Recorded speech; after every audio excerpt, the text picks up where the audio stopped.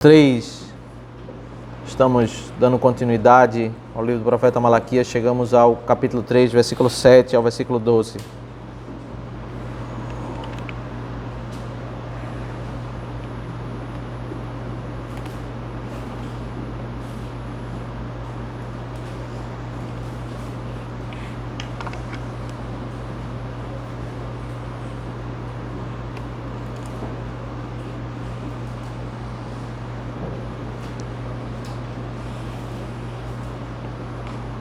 Malaquias capítulo 3, versículo 7 ao versículo 12.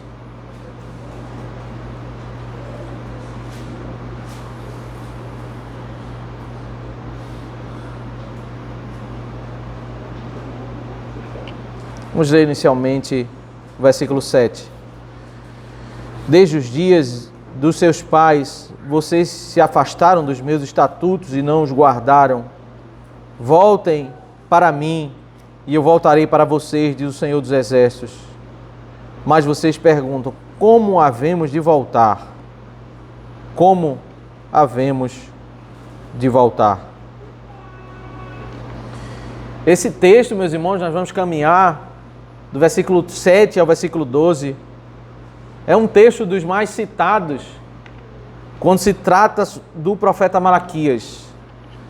E talvez o grande problema de lidar com esse texto é lidar com ele sem conhecer a estrutura que é construída do livro do profeta Malaquias. É um desafio pregar esse texto em um contexto de extremos. Vivemos em dias em que esse texto é como que o lema do movimento neopentecostal, que faz com que o cristianismo tenha o dinheiro como centro. Tudo é dinheiro. Se eu dou dinheiro, eu sou abençoado. Se eu não dou dinheiro, eu sou amaldiçoado. A minha vida, ela está centrada no dinheiro. Até o catolicismo, em 1500, ele defendia que se alguém desse uma quantia de dinheiro para ajudar ali a construir a Basílica de São Pedro, eles teriam um documento assinado pelo Papa que garantiria a vida eterna. Esse foi um dos elementos que o catolicismo fez naquele século, que levou várias pessoas a se levantarem, em primeiro lugar Lutero, a fazer um protesto contra aquilo, e entendendo que aquele movimento não era algo correto, algo que vinha da palavra de Deus, algo bíblico, fazer a religião voltada pelo dinheiro. E é por isso, meus irmãos, que hoje nós temos tantas denominações, tantas igrejas, tantas pessoas que se autodenominam pastores, porque terrivelmente as pessoas fazem disso um negócio. Eles fazem com que pessoas até que passam por situações muito difíceis financeiramente, prometem a solução de problemas, a solução de doenças, a solução de dificuldades, se a pessoa der uma quantia financeira, e elas têm enganado muitas pessoas, porque as pessoas, nas suas crises, nas suas dificuldades, elas procuram solução em qualquer coisa, abaladas emocionalmente, elas recorrem a essas promessas e elas são enganadas. E quando elas se veem enganadas, elas ainda recebem a palavra de que a culpa é delas, porque elas não creram. Na matemática desse ensino, aquele que pede o dinheiro, aquele que toma o dinheiro do povo, ele nunca está errado, é sempre a pessoa que está errada. Ela dá o dinheiro, o problema não é resolvido, e ainda a culpa é dela, porque ela não acreditou. Ela precisa fazer mais 7 sábados, 7 domingos, 7 semanas de jejum. São sempre eventos criados pelo homem, envolvendo sempre práticas de dar dinheiro, né? Culto. Você vê igrejas que tem culto, né? De domingo a domingo, todos os dias ali, as pessoas vão lá aflitas e elas são constrangidas a fazer compromissos, de ter que dar valores mensalmente, de ter que dar valores a cada... É um desafio pregar esse texto nesse contexto.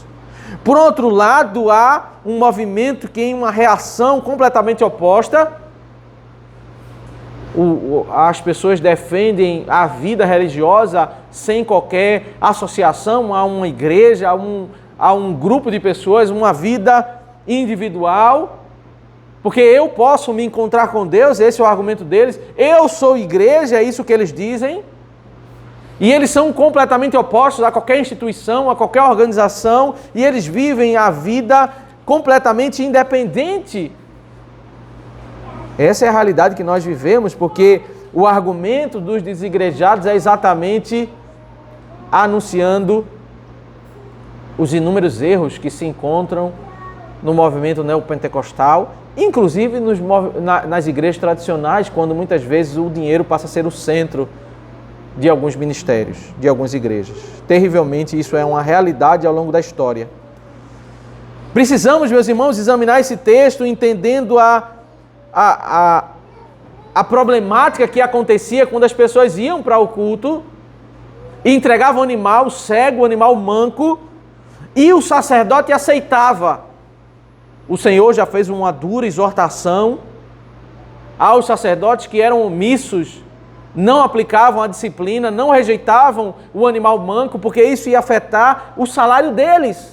Parte da comida era para o sacerdote.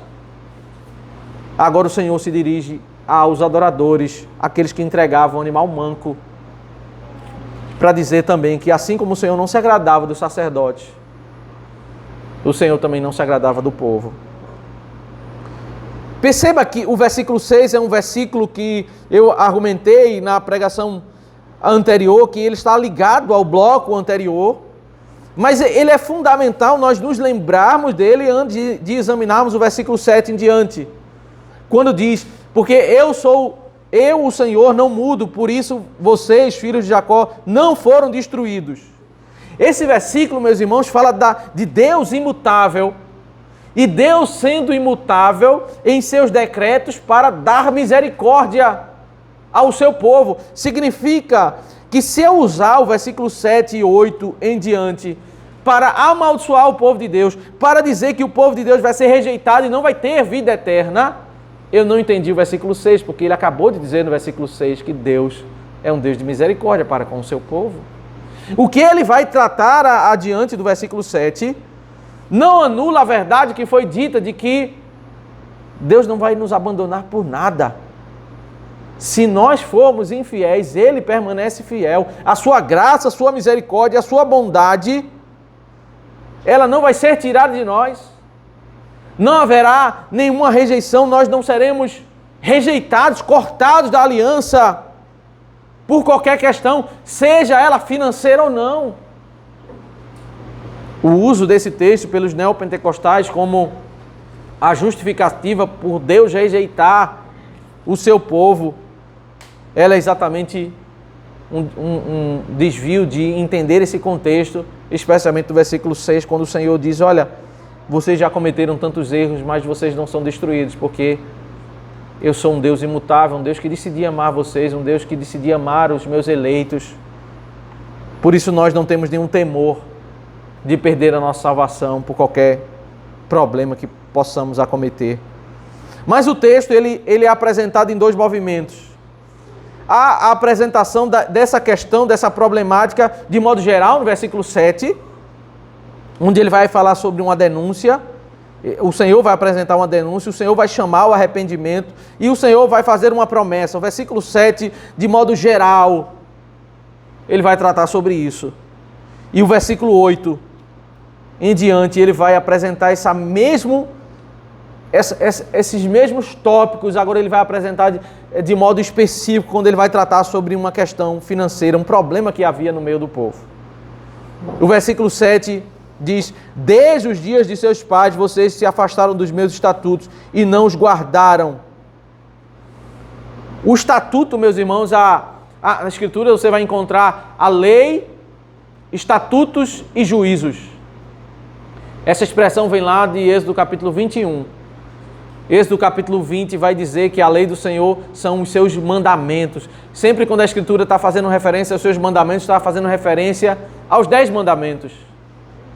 Mas os 10 mandamentos eram a base para toda a legislação civil, a legislação cerimonial Aí então, depois de Êxodo 20, o Senhor começa a estabelecer para a sociedade de Israel, a partir do capítulo 21, alguns mandamentos que eram para se aplicar de como eles deveriam viver entre si, como eles deveriam punir o criminoso, como eles deveriam tratar uma pessoa que cometeu assassinato, a essa série de leis.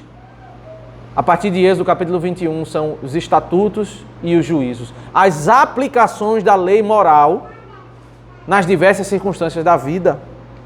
E o Senhor está dizendo que desde os dias dos seus pais,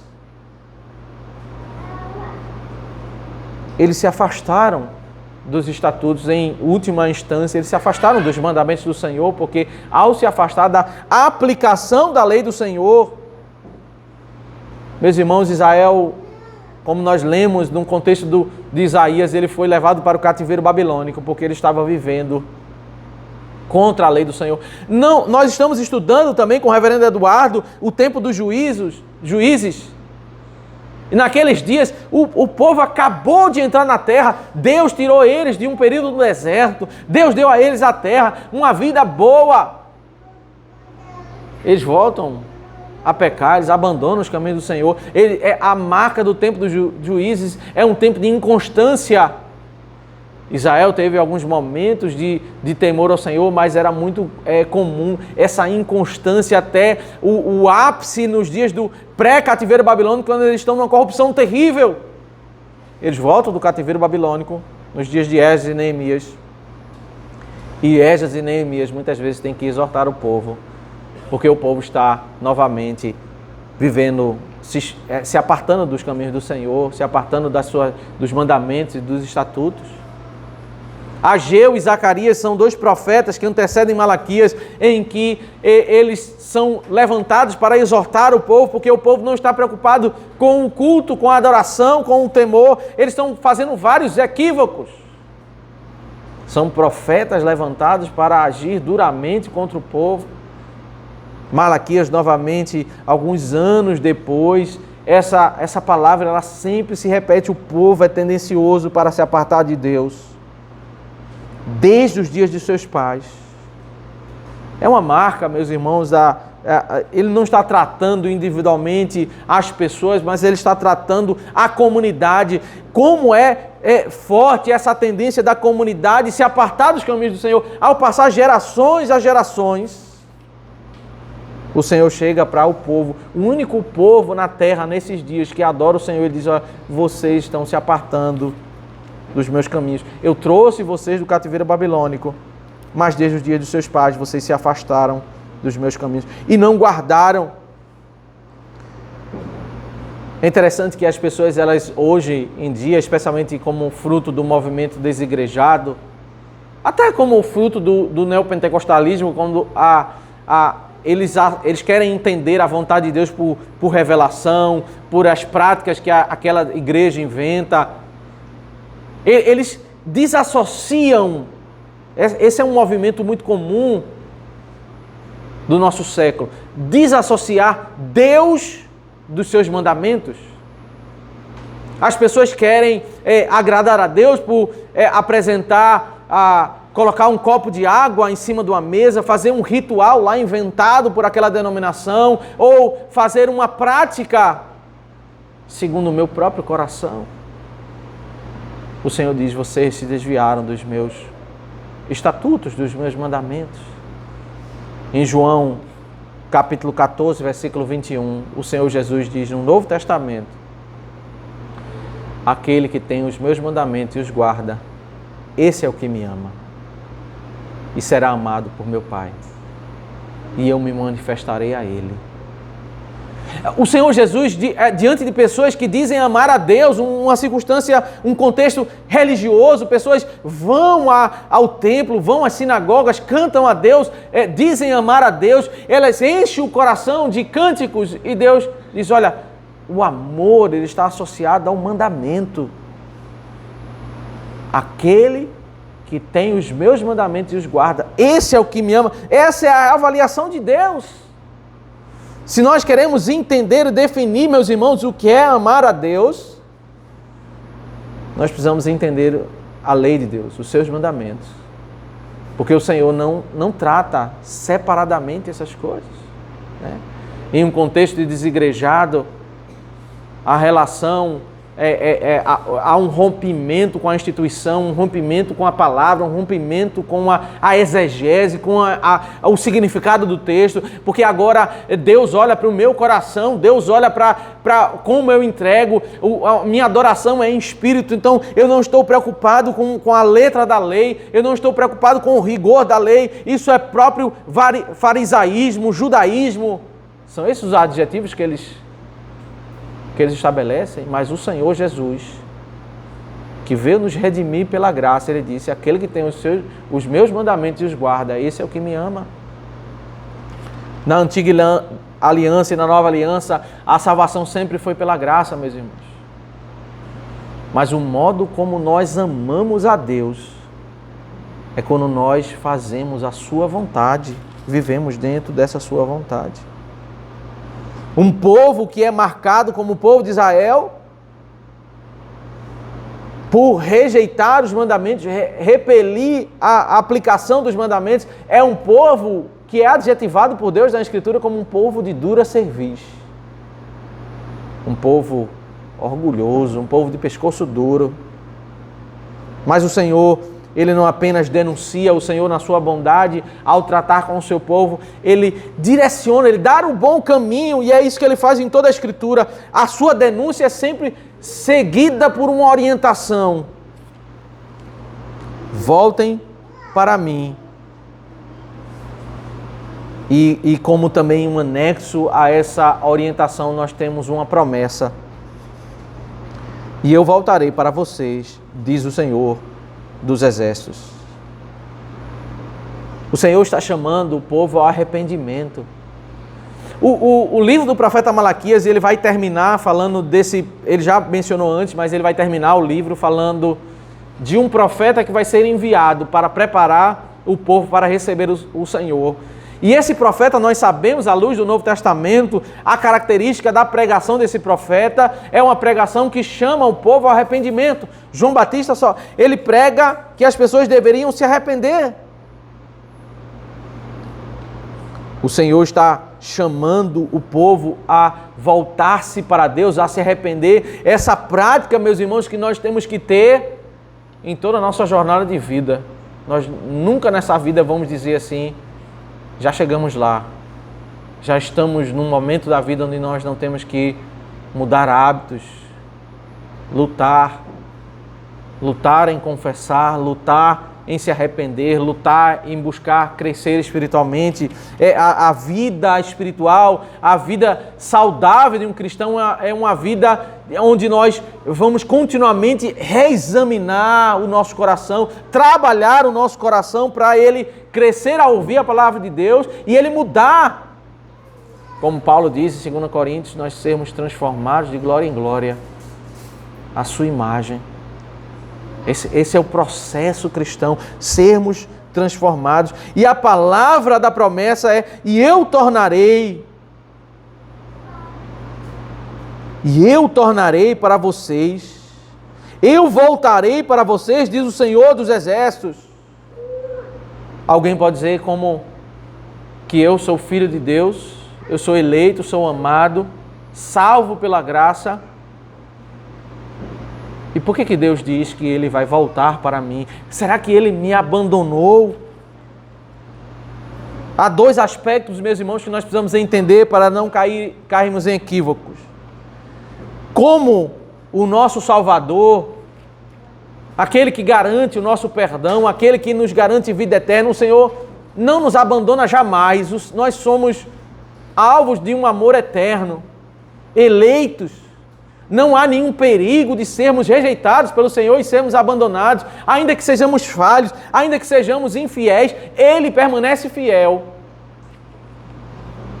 Mas assim, meus irmãos, um conceito bíblico que foi apresentado lá em Deuteronômio capítulo 28, que se em nossas vidas, como salvos, redimidos pela graça, nós andarmos em caminhos tortuosos, a mão de Deus ela vai pesar sobre as nossas vidas. O Senhor vai como que não ouvir as nossas orações, o Senhor vai como rejeitar a bênção sobre nós. E ainda que salvos, ainda que redimidos, nós vamos ver dias duros em nossas vidas. A descrição do capítulo 28 do Deuteronômio diz que a ira de Deus vai ser derramada sobre nós se nós nos apartarmos da lei do Senhor. Salvos pela graça, nós vamos viver dias de dureza. Creio que um dos salmos que descreve muito bem essa cena é o Salmo 32. O Salmo 32 é o salmo que Davi, ele descreve ele como salvo pela graça. O que é que ele sentiu quando ele estava desobedecendo a Deus? O versículo 3 e versículo 4 diz: enquanto calei os meus pecados, envelheceram os meus ossos pelos meus constantes gemidos todo dia, porque a tua mão pesava dia e noite sobre mim, e o meu vigor secou como o calor do verão, ou como sequidão de estio. Davi está descrevendo aquele período em que ele cometeu o pecado e ele ficou sem confessar. E ele diz que ele é como se os ossos dele, do corpo dele, os ossos nos dão sustentação para a gente ficar em pé. É como se os ossos estivessem sem vigor. Ele sentia que tudo na sua vida tinha um problema. É como se ele estivesse... Imagine você querendo caminhar, lidando com os problemas da vida, como se você tivesse uma mochila carregada de peso. A vida já é uma luta. E alguém chegasse e colocasse as duas mãos no seu ombro. Você agora, a carga da vida, ela passa a ser uma carga muito mais pesada. A descrição dele, a ilustração do que ele sentia, como se a mão de Deus estivesse pesando sobre ele. Ele, salvo pela graça, ele estava sentindo que Deus estava punindo ele porque ele estava se afastando dos caminhos do Senhor. E a reação do povo ao Senhor chamar ao arrependimento, e isso é algo muito comum, o caminho tortuoso, ele tira de nós a percepção, a clareza de como é bom andar nos caminhos do Senhor. Eles reagiram: como havemos de voltar? Mas vocês perguntam: como havemos de voltar? É muito comum, meus irmãos, o pecado, ele anestesiar a pessoa, que ela começa a avançar num caminho pecaminoso. Ele já começa a tratar o pecado com naturalidade. Ele já começa a viver corriqueiramente com o pecado. Eles estão cometendo coisas contrárias à vontade de Deus. Deus ainda não mencionou a eles. Mas mesmo Deus chamando eles a arrependimento, ele diz: mas como? É sobre o quê? Como nós temos que voltar? O que é que nós temos errado? Onde é que nós temos que mudar? A mulher samaritana, quando o Senhor Jesus encontrou com ela começa a dizer que os samaritanos pensam de forma diferente, que adoram no Monte Gerazim, e eles têm a perspectiva deles. Aí Cristo diz: olha, não é nada disso. Você já teve 5 maridos e o que você tem agora ainda não é teu marido. Aquela mulher estava discutindo o conflito religioso que havia entre judeus e samaritanos. E ela se achava na perspectiva correta.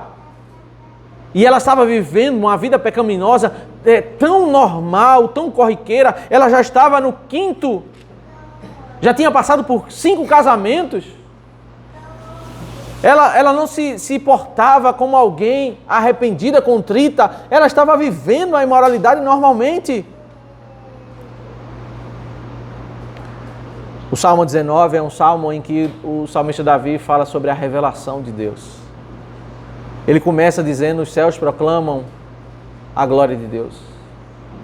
E passa a descrever a criação como, se você olhar para a criação, o sol, a lua, as estrelas, você deve ser conduzido a refletir que há um Deus criador por trás dessa criação. Mas logo, o salmista transita da criação para falar da lei do Senhor. Ele para de falar do Deus que se revela da criação para falar do Deus que se revela na sua lei. E ele passa a descrever como a lei é boa, a lei é pura, a lei ilumina os nossos caminhos, a lei restaura a alma. E aí depois ele termina o salmo com uma preocupação. A preocupação é: será que eu tenho falhado e não tenho percebido? Me perdoa, Senhor, daquilo que eu tenho falhado e eu não tenho percebido, daquilo que eu tenho pecado em oculto. Quanto mais, meus irmãos, nós conhecemos a lei de Deus, nós vamos olhar mais o detalhe para agradar a Deus e vamos perceber a seriedade do pecado. Mas quanto mais nós nos afastarmos de Deus, nós vamos ver o pecado com naturalidade. Em que havemos de voltar? O pecado, ele cega os nossos olhos, ele nos anestesia. É interessante, isso nós podemos ver como ilustração na parábola do bom samaritano, que às vezes o pecado, ele não tira a nossa capacidade de julgar as coisas. Ele só tira a capacidade de nós julgarmos o nosso pecado. Os judeus, eles entravam em confronto continuamente com Cristo, né? Tentando olhar o pecado nos ensinos de Cristo, olhar o pecado nas pessoas, e eles eram criteriosos em avaliar situações. Eles só tinham um problema, eles não conseguiam encontrar o pecado neles. Aí Cristo fez aquilo que o profeta Natan fez, quando quis ensinar a Davi que ele estava cometendo pecado. Contou a história, a parábola do bom samaritano. Aconteceu uma pessoa que fez isso, isso e isso. Ele passou um sacerdote, passou um levita e abandonou aquele homem que foi roubado, que foi caído. E aí passou um samaritano que era odiado pelos judeus e socorreu aquele indivíduo. Aí no final da parábola o Senhor, ele se dirige aos fariseus e pergunta: quem foi a pessoa que de fato exerceu misericórdia? E eles dizem: foi aquele samaritano.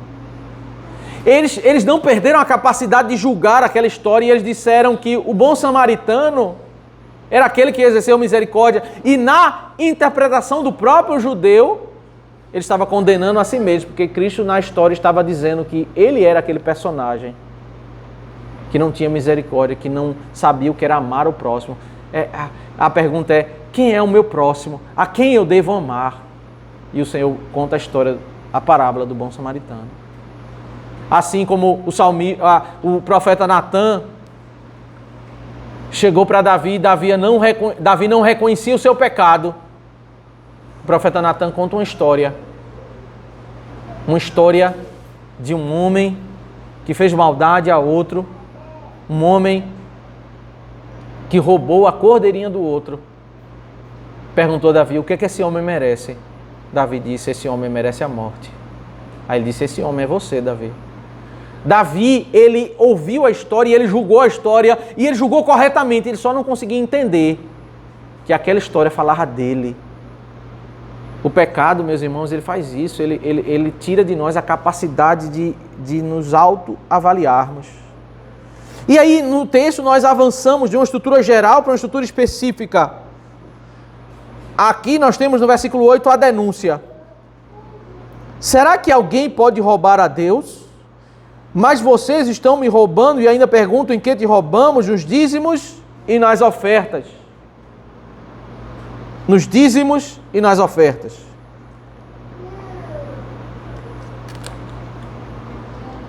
Havia, meus irmãos, essa lei estabelecida pelo Senhor em Êxodo, especialmente ela é retomada no livro de Josué, e precisamos entender a estrutura sacerdotal, ela é estabelecida em Êxodo. Nós temos o primeiro culto ali em Levítico, naquela estrutura da saída do cativeiro babilônico. Quando eles entram na terra prometida, existem 12 tribos, 12 filhos de Jacó, e eles vão herdar aquela terra e eles vão trabalhar na agricultura ou cuidando de gado. Então vai se dividir a terra em 12 pedaços. Mas uma das tribos ela vai ser separada para não trabalhar na terra, ela trabalhar estudando a palavra de Deus. Tudo que envolve a estrutura do culto. Então, os levitas, de onde vêm os sacerdotes, de onde vêm os cantores, de onde vêm os porteiros ou as pessoas que iam trabalhar na limpeza do templo, eles deveriam receber o salário deles. Dos dízimos que as outras pessoas que receberam terra, eles não iriam receber terra, e as outras pessoas iriam receber terra, e eles, ao trabalhar no campo, eles trariam os dízimos para sustentar essa estrutura de zelo pelo culto, pelo ensino espiritual. Como José foi aquele filho que sofreu a rejeição dos irmãos, e agora nós temos a terra para ser dividida por 11 irmãos, José vai receber porção dobrada. Então, na divisão das terras, nós não temos a tribo de José, temos a tribo de Efraim e Manassés, os 2 filhos. São 10 irmãos, e agora os 2 filhos de José, a terra é dividida em 12 pedaços, mas a tribo de Levi, ele não recebe terra, porque eles vão receber o sustento por parte dos dízimos e das ofertas. O que nós precisamos entender, meus irmãos, nessa exortação do Senhor, é o problema que está associado por isso. As pessoas estavam entregando a Deus o resto, entregando ali o resto do culto, porque por trás da problemática dos dízimos e das ofertas está o desprezo a eu ouvir o ensino da palavra. Porque quando o povo não traz o sustento para aquele que vai ministrar a palavra,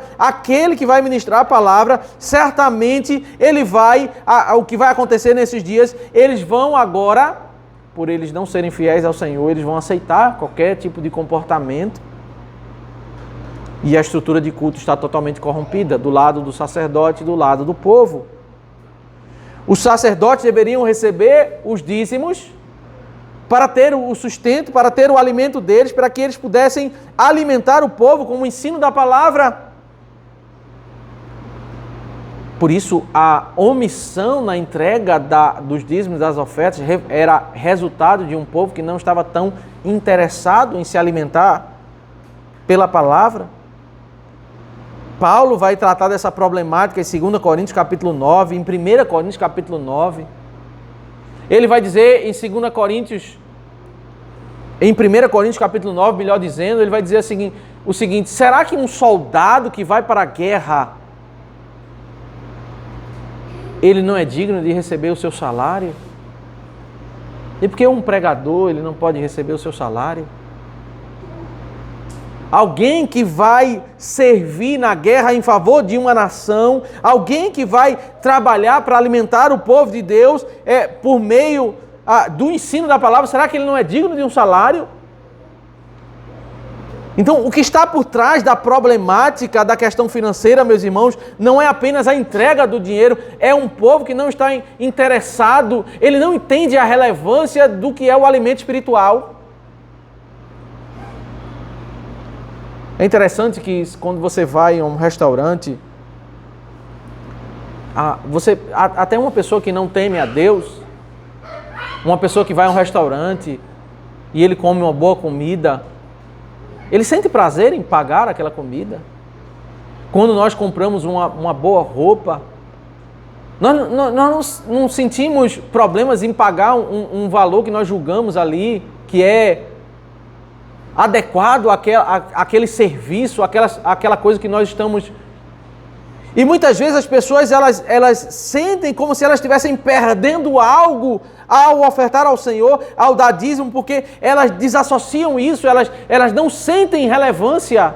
E de fato, uma pessoa que não frequenta uma igreja, uma pessoa que não entende aquilo que está sendo pregado, ela não sente que a sua vida está sendo transformada pela pregação da palavra, ela inevitavelmente vai entender que não tem relevância dar dízimo e oferta.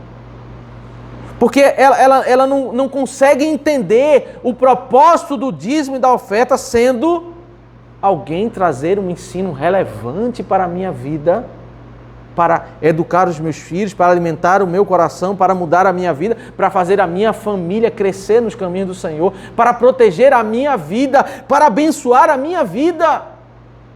Ela olha para a sua vida e ela não consegue ver a relevância. E certamente nenhum de nós, meus irmãos,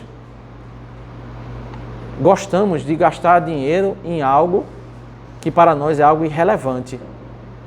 Imagine quando você vai comprar uma coisa pela internet e chega aquilo ali e aquilo ali não é nada do que você esperava, é um produto totalmente inadequado. Você diz, gastei o meu dinheiro, perdi o meu dinheiro. Um povo que não entende isso, ele exatamente, esse é o problema que está por trás da questão financeira. É a desvalorização do culto. Então, uma pessoa que ela não dizima e ela também não vem para o culto, o maior problema está em ela não vir para o culto. Porque se ela viesse para o culto, e se ela fosse alimentada pela palavra e ela visse a sua família, a sua vida sendo transformada, ela naturalmente ela ia entender a relevância de dizimar. Hoje nós já vimos isso em várias igrejas, pessoas que dizimam e não vão para o culto. Elas usam o dízimo como algo supersticioso, como elas não entenderam o propósito do dízimo. O dízimo não é um propósito em si mesmo. Não é um imposto que eu vou pagar. Eu estou participando da manutenção de uma estrutura para que parte do povo de Deus me alimente espiritualmente. Eu estou vendo o benefício dessa adoração penetrar no meu coração, na minha família. Eu estou vendo os meus filhos, a minha família sendo transformada. É verdade que o versículo 9 ele é manipulado para fazer todo o aspecto de medo, né, terrorismo com as igrejas, quando diz o texto, com maldição, vocês são amaldiçoados porque estão me roubando, vocês, a nação toda. Eu quero que nós entendamos, nós não devemos certamente fazer desse versículo a teologia do dinheiro, como o neopentecostalismo faz. O que está acontecendo aqui, meus irmãos, no versículo 9, como ele está tratando do dinheiro, ele está aplicando o mesmo conceito que está em Deuteronômio 28. Deuteronômio 28 diz, se você obedecer, você vai ser abençoado. Se você desobedecer, você vai ser amaldiçoado. O que o versículo 9 está dizendo é que, inevitavelmente, na área financeira, quando nós temos problemas na área financeira com Deus, nós vamos ser amaldiçoados na área financeira. Deixe-me tentar ilustrar isso, saindo um pouco da questão financeira. Davi, ele tinha um pecado, ele não tinha problema com finanças. Ele diz lá na descrição bíblica que ele juntou várias riquezas. Todo o ouro que foi usado, e era muito ouro, para construir o templo, ele separou.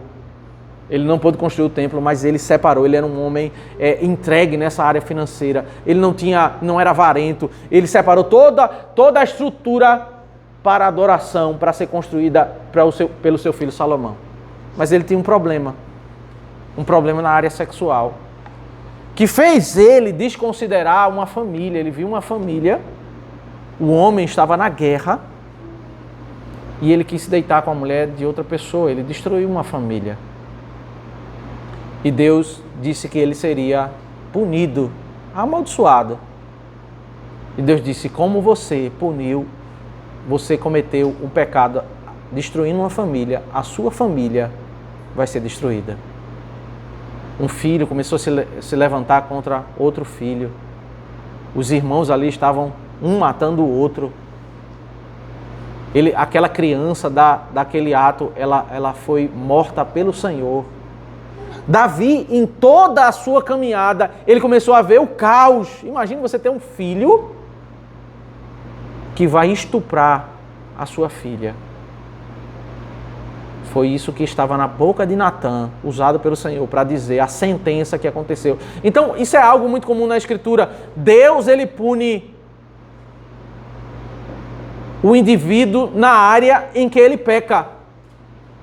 O que está acontecendo aqui é exatamente isso, meus irmãos. É apenas uma aplicação dentre muitas outras aplicações. O avarento, ele vai ter problema na área financeira. O juízo de Deus não vai vir em outra área. Deus, ele vai te abençoar naquilo que você obedece e ele vai te punir naquilo que você desobedece. O versículo 9 não é o centro das Escrituras. Não é o centro para eu entender qual é o caminho para eu ser abençoado ou amaldiçoado. O que o texto está dizendo ao tratar esse problema específico é que a visitação da ira de Deus será nessa área específica.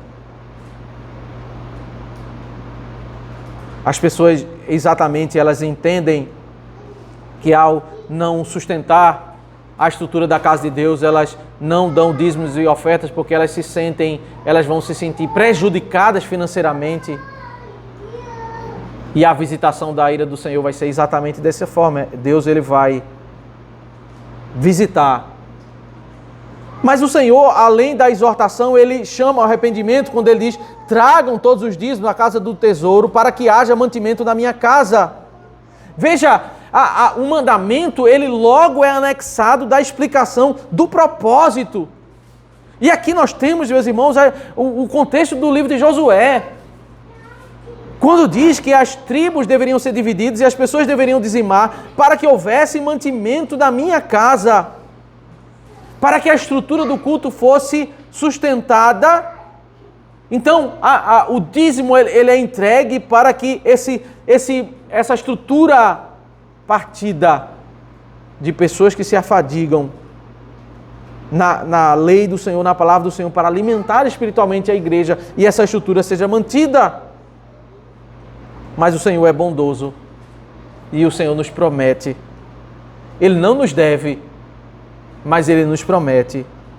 Ponham-me à prova nisto, diz o Senhor dos Exércitos, se eu não lhes abrir as janelas do céu e não derramar sobre vocês bênçãos sem medida. Por causa de vocês, repreenderei o devorador para que não consuma os produtos da terra e não deixarei que as suas videiras dos campos fiquem sem frutos, diz o Senhor dos Exércitos. O que o Senhor está dizendo é que eles seriam abençoados no trabalho deles. Perceba, meus irmãos, os elementos aqui mencionados.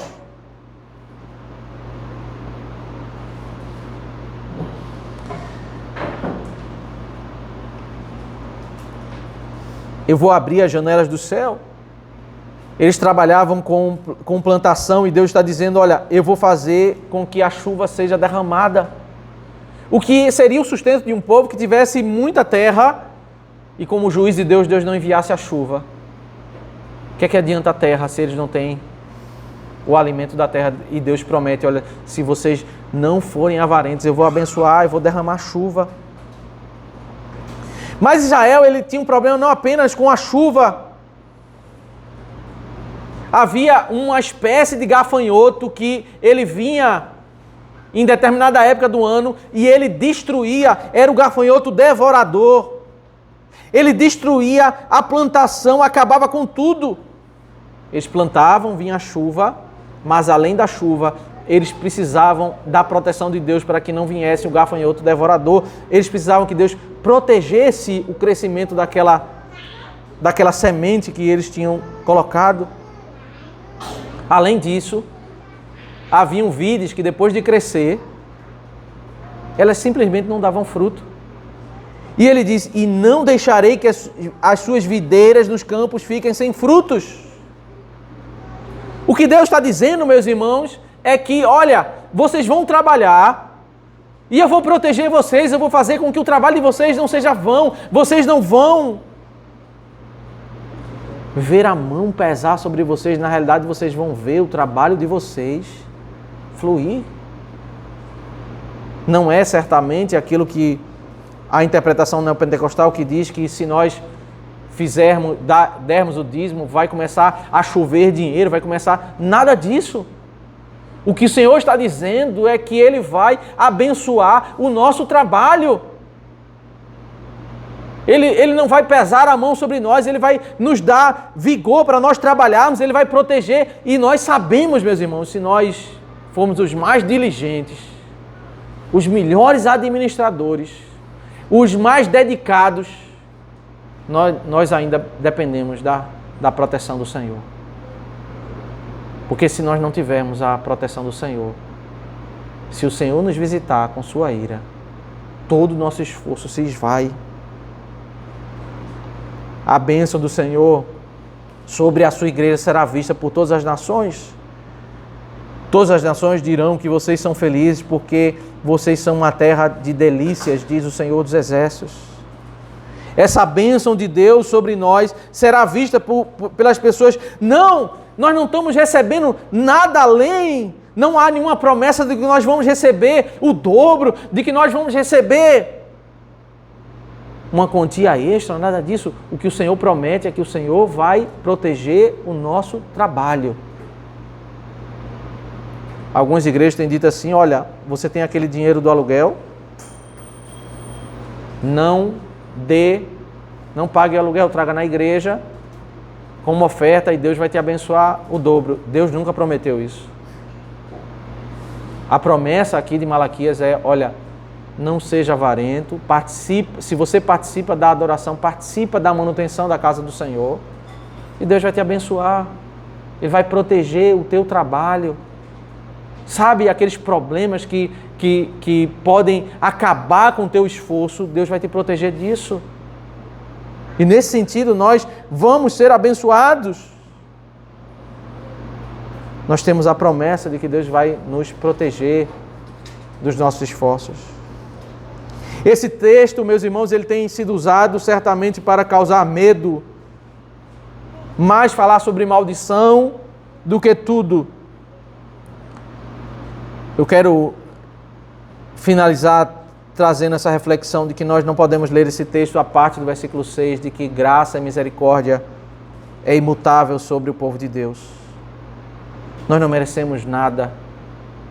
E nada do que nós fizermos vai nos apartar da sua salvação, da sua redenção. Nós somos salvos pela graça e mantidos pela graça. Devemos certamente aplicar esse texto além da área financeira. Devemos viver no nosso relacionamento com o Senhor com base na gratidão. Deus nos redimiu.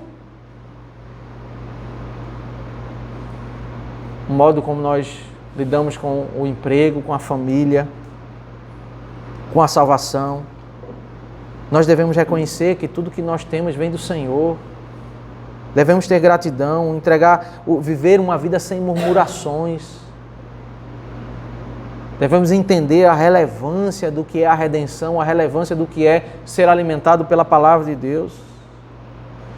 Esse texto, ele traz à tona um aspecto que eu tratei aqui, que é como o pecado ele tem relação exata com o juízo. As pessoas muitas vezes vivem uma vida desajustada em uma área e de repente elas veem um caos naquela mesma área. A pessoa começa a destruir o seu casamento, a viver uma imoralidade e depois ele vê desvios comportamentais, sexuais dos seus filhos. E ele acha que essas coisas não estão associadas. A ira de Deus, ela visita exatamente naquela área. Deus é um Deus de bondade, um Deus de misericórdia, é um Deus que pesa a mão sobre o seu povo para que ele se arrependa. Precisamos aplicar esse conceito a todas as áreas da vida. Toda boa obra, ela não é vazia. Naquilo que você se dedica em obedecer a Deus, você vai ser abençoado. E naquilo que você despreza, você vai ser amaldiçoado. Existem promessas, meus irmãos. O texto é um alerta, é uma chamada à exortação, mas também o texto é recheado de promessas. Nós não podemos deturpar as promessas e adicionar, que é o que o neopentecostalismo faz, coisas que Deus não fala. Mas também nós não podemos ignorar as promessas. A nossa vida ela vai ser abençoada, meus irmãos, se nós obedecermos ao Senhor. E como nós dependemos da misericórdia e da graça de Deus para fazer o básico. Você acordar pegar a sua condução e ir para o trabalho, como nós dependemos que o Senhor nos proteja de sair de casa até o trabalho. Como nós dependemos de termos saúde, de termos uma boa noite de sono. Em todo o tempo nós dependemos de Deus. O que significa que a vida de uma pessoa que não tem interesse em obedecer ao Senhor é uma vida onde vai ser uma vida sofrida. Mas a vida daquele que quer de fato amar a Deus, aquele que tem os meus mandamentos e os guarda, esse é o que me ama, essa será uma vida feliz. Essa expressão bem-aventurados, né? O Salmo 32, que é um salmo que Davi escreve depois de ter confessado o pecado, ele confessou o pecado e ele descreve como foi o processo antes de confessar. Mas no início do salmo ele diz: feliz é aquele que confessa o pecado. Feliz é aquele, bem-aventurado é aquele cuja iniquidade foi perdoada. Porque ele começou a ver, eu estou vivendo outra vida. A vida de quem obedece é outra vida. Você deitar a cabeça no travesseiro em paz, sem ter uma vida dupla, não tem dinheiro que pague isso.